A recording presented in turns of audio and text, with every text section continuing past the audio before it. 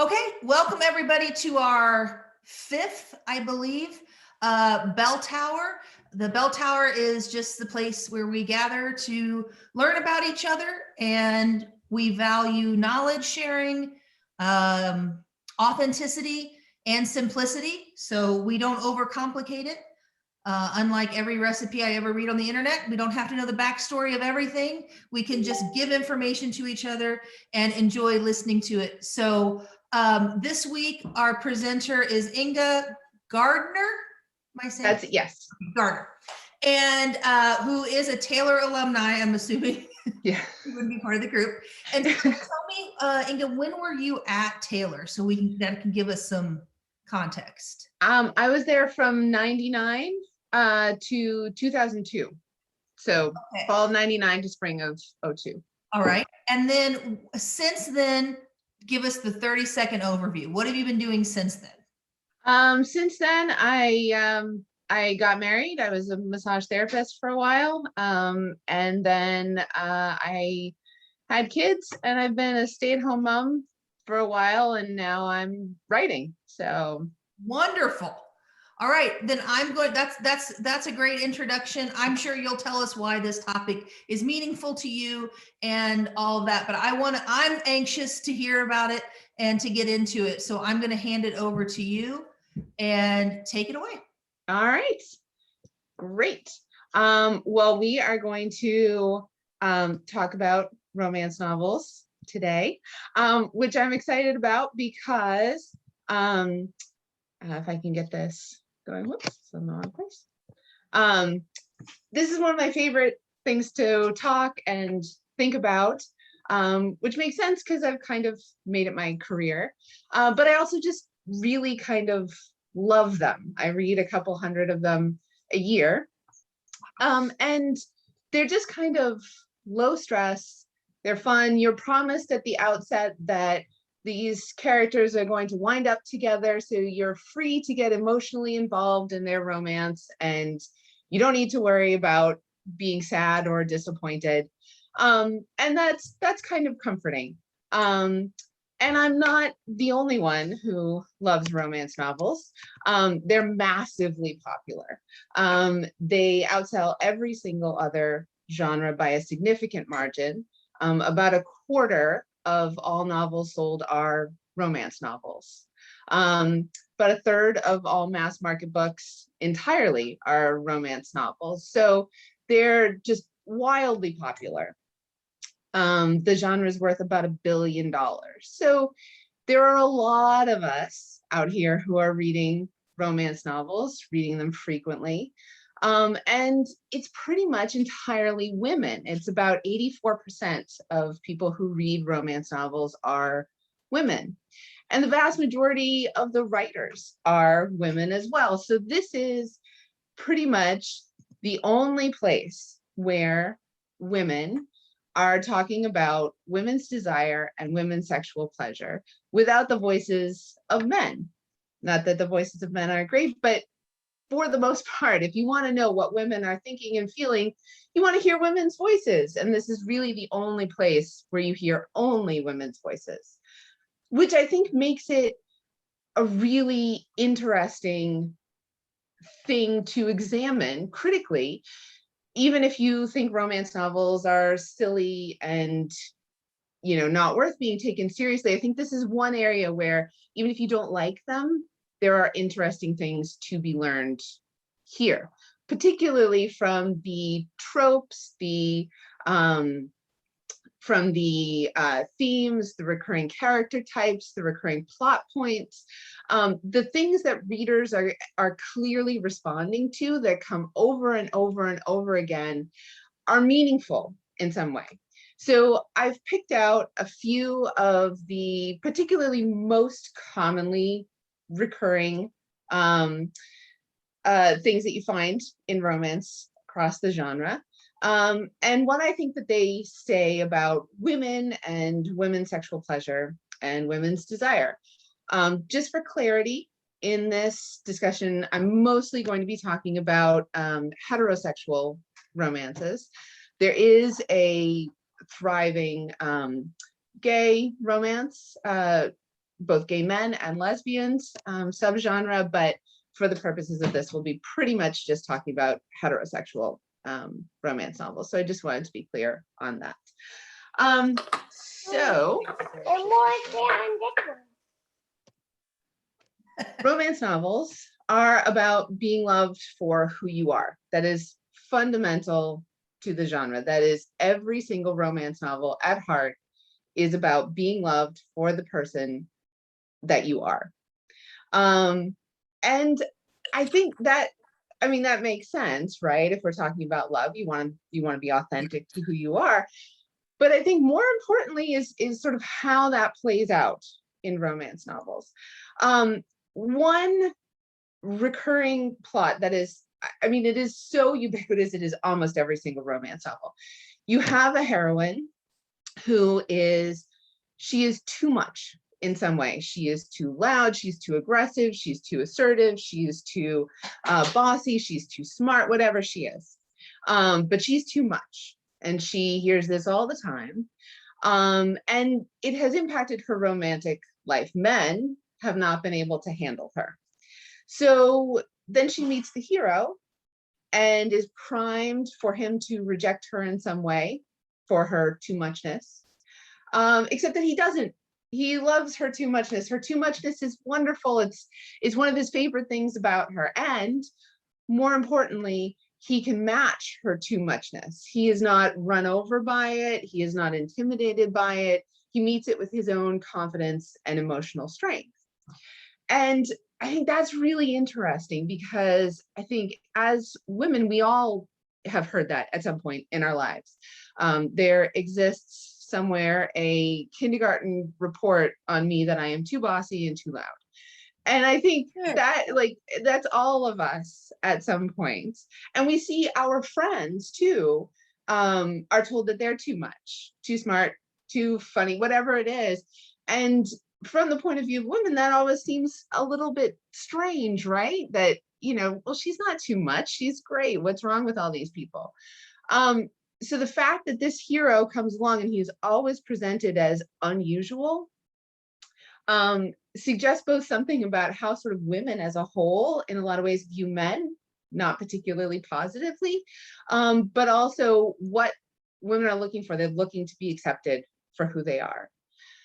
The other thing is that over and over again, you have romance heroes in sex scenes talking explicitly about their appreciation for the female character's genitals, that they love the way that they smell, they love the way that they taste, they love the way that they look. And this happens so frequently, more than anything else when it comes to explicit sort of dirty talk or something like that. That I think is really interesting, given how frequently women have insecurity about their genitals. If you follow the vulva galleries on Instagram, which is one of my favorite Instagrams, it's just watercolor paintings of vulvas. They're not pornographic at all. And in each one, the artist has included a statement from the subject of the painting. And over and over and over again, what comes up is insecurity to the point of disassociation about the way that their genitals look or taste or smell. So I think this illustrates a way that women are so insecure about their bodies and about this fundamental part of your body. If you are insecure about your genitals to the point of disassociation, it becomes really difficult to relax and enjoy sex. And so I think the fact that romance novels come back to this over and over and over again suggests that this is something that women would really like to feel better about. That it would be nice to sort of go into sexual encounters confident that, you know, your body, and particularly this part of your body that will be the big focus of sex, it would be nice to be confident for a lot of women that you know, that your partner will respond to that well. Romance novels, unsurprisingly, love adventurous sex, and that you know, that should be unsurprising, right? If you're, you know, boring sex, who wants to read about that? But I think the interesting thing here is the type of adventurous sex. Because if you think about if you think about romance novels as just porn for women, which is that's a sort of put down that gets applied to romance novels frequently. Oh, it's just porn for women. It's, you know, it's nothing. So fine. I don't actually think that there's even anything wrong with it necessarily being porn for women. But if you look at the differences between mainstream porn, which is primarily made for men, and romance novels, which are made for women, you see there are a lot of differences. For instance, in mainstream porn, you'll pretty frequently see the actress gagging during oral sex. And that's a pretty common thing that comes up over and over again. You almost never see that in romance novels, basically never. On the other hand, one thing that you don't see very often, I think, in mainstream pornography is unreciprocated oral sex for the actress. For the actor is pretty common, but for the actress not so much. Whereas in romance novels, one of the extremely common plot points is for the hero to perform oral sex, or sometimes manual sex, on the heroine with no expectation of reciprocation. So there are differences here between the two. I think what's really interesting is that the adventurousness of the sex, the fact that so much of it is public, so much of it is quick, it happens, you know, the characters meet and they're very quickly having sex. The fact that a lot of it is, you know, it's standing up, it's on kitchen counters, it's happening in taboo places like at someone's parents' house or something like that. And a lot of it is kinky. You don't have to go far to find kinky sex in romance novels. 50 Shades of Grey is not an outlier at all. It's not very good, but it is not an outlier. And I think the fact that there is so much sort of kinky and adventurous and taboo sex happening in romance novels suggests that women are way more into kinky and taboo and adventurous sex than you would think based on what sort of the broader culture talks about. I highly recommend Wednesday Martin's book Untrue, which talks a whole lot about how women, despite cultural ideas that it's men who need variety and excitement and who are less interested in monogamy than women are, that's actually really backwards. That women, generally speaking, get bored more quickly in a monogamous relationship, that women in a lot of cases are very interested in polyamory. And so I just think romance novels are a place to express that and to sort of give appreciation to that. But on the other hand, romance novels also make sex seem effortless, which it's not. You know, sex requires negotiation and compromise sometimes, and you know, it requires accommodation a lot of times because bodies don't always cooperate. And there's a way in which this can be sort of problematic, because one frequent plot point that comes up over and over again is that the hero and the heroine have sex, and the hero can explain in great detail how he wants to have sex, what he wants to do, how he wants to be touched.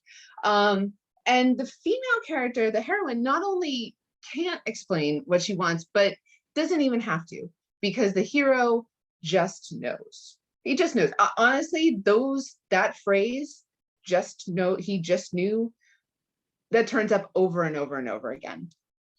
And it's presented as a good thing. It's presented as a point in his favor, that, you know, the fact that he just knows is presented as a reason for falling in love with him, which is great, except that it reinforces some kind of crappy things that women get socialized toward not touching themselves, toward not exploring their own bodies, to not advocating for what they want in sexual situations, for not advocating for what they need in sexual situations. reinforcing that is actively a bad thing. We should not be reinforcing that. And there's a lot of it leads to a lot of misunderstandings within romance novels. It's a little shocking how often romance novels get it totally wrong. For instance, sex should not hurt, even the first time. You can't tell if a woman's a virgin by having sex with her. Tightness does not indicate tightness does not indicate how much sex she has had in the past, how recently she has had sex. It's a little shocking that people who write about sex for a living get it so wrong so often. And I think so much of that is just because sex ed is so terrible in this country and in much of the English speaking world. And the culture then on top of it doesn't do a very good job talking about this. Additionally, lube is basically never mentioned in romance unless there is anal sex about to happen. And toys show up almost not at all, which is a little bit disappointing given, you know, how important they can be for a lot of women. And then lastly, romance novels can't seem to quit the patriarchy, which is a big bummer. This is the biggest bummer, and it's one of the reasons why I like writing romance novels, because part of me feels like I would like to help fix this. But it's a bummer how often you encounter the patriarchy in a place that is created entirely for and by women. So, for instance, the reinforcing of the idea of penetrative orgasms. One super common thread in romance novels is that you have a heroine who has never been able to have an orgasm with either in partnered sex, or she's never been able to have a vaginal orgasm. And then she meets the hero and his magical penis, and she has, you know, orgasms all over the place, and isn't that lovely for her? And that's great. But more than half of women cannot actually have an orgasm through penetrative sex alone. And this idea just reinforces the idea that there's something wrong with those women. Over and over and over again, if you look at research, you find women and a lot of men think that if a woman can't have an orgasm through vaginal penetration alone, that there's something wrong with her, but she's actually in the majority. And I tried to think myself, because I've read several hundred, maybe thousands of romance novels. And I also polled a couple of friends who have sort of encyclopedic knowledge of romance novels, and not one of us could think of a full-length romance novel where the heroine could not have an orgasm through vaginal penetration alone, and it wasn't an issue. Like, it wasn't a big deal, nobody cared. Not one out of the like thousands of romance novels that we have all read. None of us could think of one. And it's so weird that in a place that is written entirely by and for women, that we're still putting this primacy on the penis. Penises are lovely, but if you could have anything, if you could create this fantasy world, why are you creating the fantasy world that it's so much easier and simpler to have penetrative sex? And the last one is alpha heroes. They turn up over and over and over again. They are pretty uniformly tall. They are muscular. They are often wealthy. They're usually intelligent. They're frequently unnecessarily aggressive toward particularly other men. And they are dominant and demanding. Those two words turn up over and over and over again as points in their favor, that those are things that that women are looking for. And they often want to control, the sex, they want to control the type of sex, they want to control the way sex moves, and they even often want to control the heroine's pleasure, all of it, that it all flows through him. And now I'm sort of two minds of this. Eve Dangerfield had sort of a great quote in one of her books. She says, Here's the interesting thing. Most of the heroes are like tortured bikers or millionaires who are convinced they're going to die alone despite the swaths of pussy they're wading through. They're just this whole gauntlet of brooding assholes like Heathcliff. And women clearly like that stuff because they're pretty much the only ones writing and reading this stuff. Even though anyone with a shred of self-preservation wouldn't want to be with a brooding, jealous asshole in real life, it's a fun fantasy being obsessed over being possessed, having a guy take control of you and tell you that you belong to him. Many people find a way to incorporate that fantasy into their chilled out everyday relationships. And so on the one hand, like that makes a lot of sense to me. That's one of the reasons that it was pretty easy for me to find that quote in that book, because I do think she's on to something there. But on the other hand, why is that such a common fantasy for women that lines up so neatly with the sort of patriarchal norms that we all encounter? And I think what I come away with is that, man, socialization is a really powerful thing, down to it not just affecting the way that we live our lives, but getting right into our heads and affecting the way that we think about sex, the way that we think about arousal, the way that we think about power and how it relates to sex.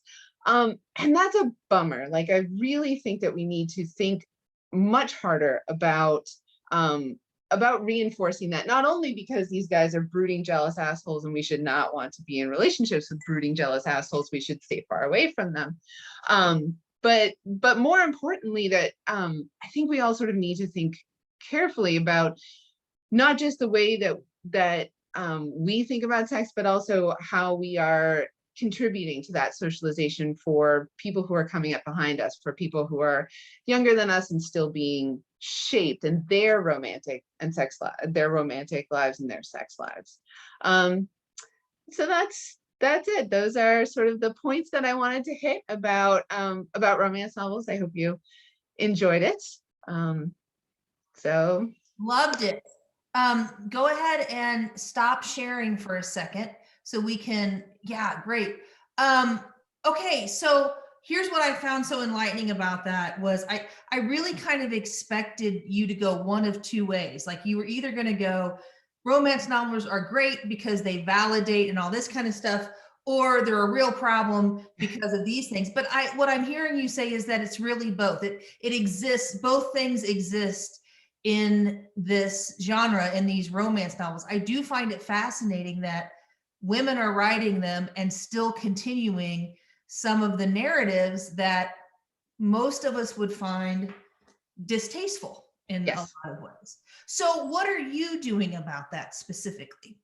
So I think one of the things so romance is changing a lot. The whole genre is changing, and that's a whole other separate issue. The RWA, the Romance Writers of America, imploded last year over an issue related to rapes. And that's a whole long story that we won't get into. But between that and the way that romance is changing around the acceptance of not just gay people and lesbian people, but also trans and non-binary people. It's becoming much more inclusive.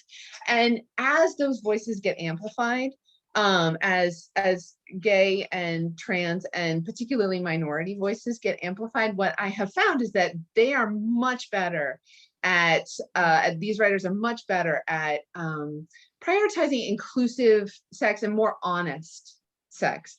And so I sort of want to be a part of that. Part of it is, first of all, I mostly, for the most part, write heterosexual romance novels. And so I think my heroes are much sweeter. I don't enjoy the sort of alpha thing at all. So I evidently have a thing for sweethearts.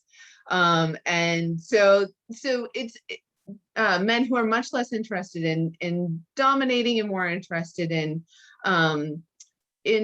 friendship and partnership. And then on top of that, I do really want to get away from this idea of penetrative sex as being the pinnacle. I mean, obviously, if you're in a relationship with someone who has a penis, then penetrative sex is going to be part of it, and that's a thing that many people enjoy, and that's awesome. But I don't love this idea that's the fulfillment of all of this. I sort of feel like there are a lot of ways to have sex and fun, and it doesn't all involve the traditional way that we have had sex. Man, I love that. I think that's so important to just normalize the things that are normal. I mean, Right. they're normal. So let's go ahead and normalize them. I mean, I think that's super significant. I want to, in our last few minutes, open it up to anybody if they had any questions to ask you. So anyone, just come off your mute and go ahead and ask.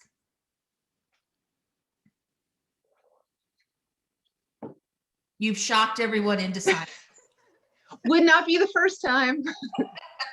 No, Ben, do you have something, or Megan, either one of you? I see you're off. Ben, you got something? Yeah, thanks. I was a few minutes late, so I'm sorry if you mentioned this, but so this idea of like sex positivity, and I guess I'm defining that as not like having lots of sex necessarily, but being positive in your attitudes about it.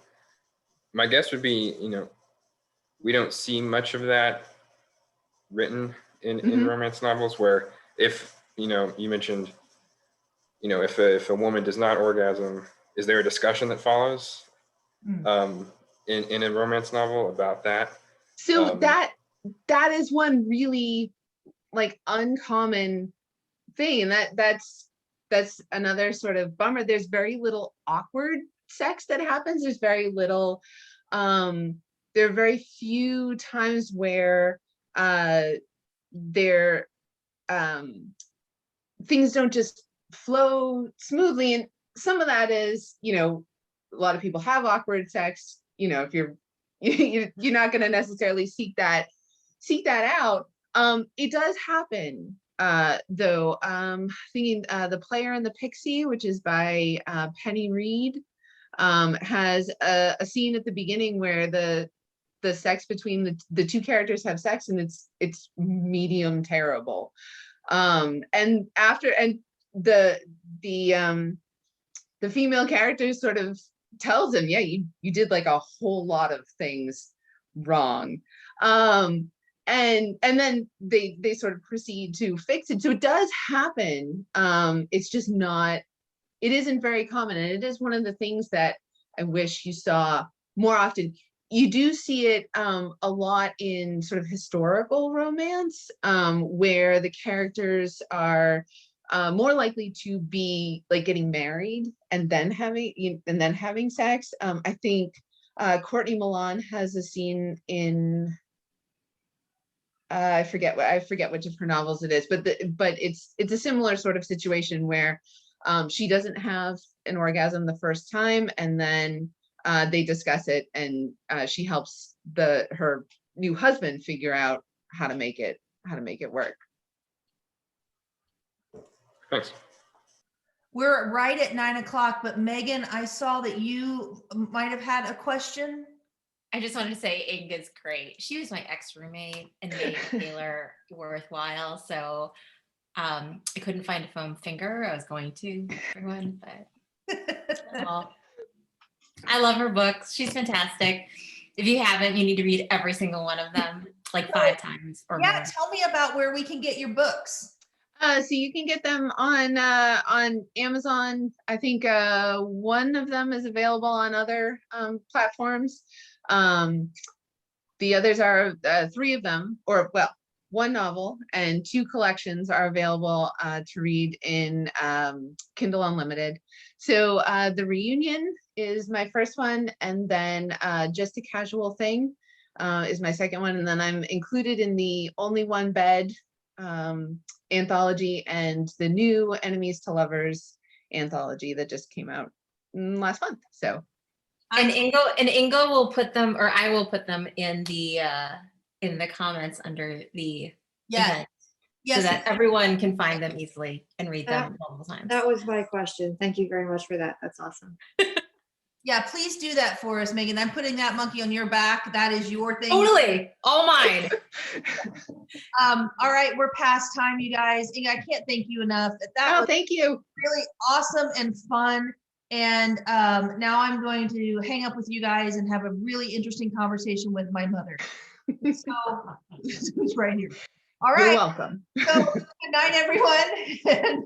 We'll be back next Tuesday, and I will get out when time we're doing that and all that stuff.